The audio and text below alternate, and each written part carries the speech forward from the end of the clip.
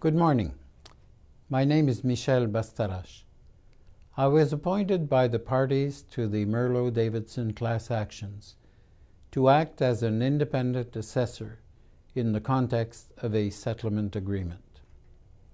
In the last 4 years, 2 class actions were filed regarding allegations that female employees working for the RCMP as regular members, civilian members, or as public service employees were subject to gender and sexual orientation-based discrimination, bullying, and harassment in the workplace, and that RCMP leadership failed to exercise their duty to women in the RCMP to ensure that they could work in an environment free of such unacceptable conduct.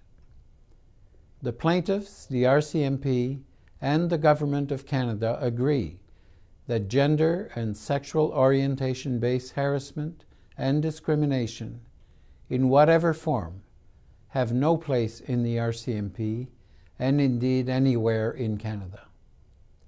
They have entered into a settlement agreement with 3 objectives.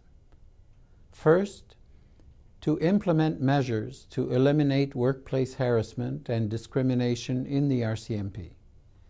Second, to restore confidence in the RCMP as an organization that values equity and equality. And third, to resolve the claims of persons who experienced and or continue to experience gender and or sexual orientation-based harassment and discrimination while working in the RCMP since September 16, 1974. I am not an agent, servant, or employee of the RCMP or of any government institution.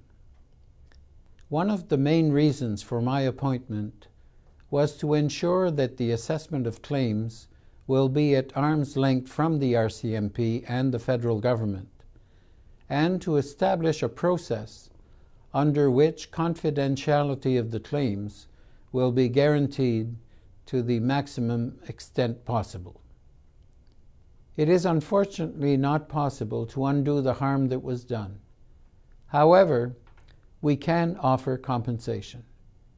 The objective of the claims process is to provide compensation in proportion to the severity of the injuries that were sustained in a process that is both sensitive to and supportive of the women that will be bringing these issues forward. If you are a female, current or former regular member, civilian member, or public service employee, having worked within the RCMP since September 16, 1974, please consult the information provided on this website.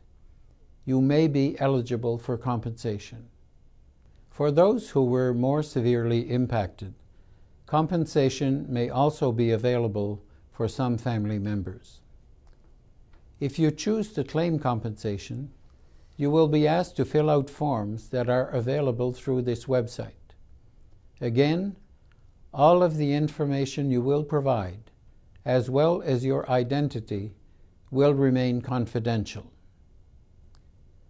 The parties have established 6 categories of claims based on the nature of the harassment and its impact.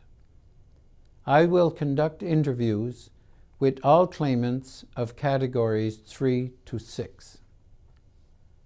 I will assess the information you provide, consulting when necessary medical doctors, psychiatrists, and human resources experts. The very few people on my team who will access your information are also sworn to secrecy. You will find in this site more detailed information concerning the claims process, compensation levels, change initiatives in the RCMP, the apology of the Commissioner of the RCMP, as well as all of the applicable legal documentation.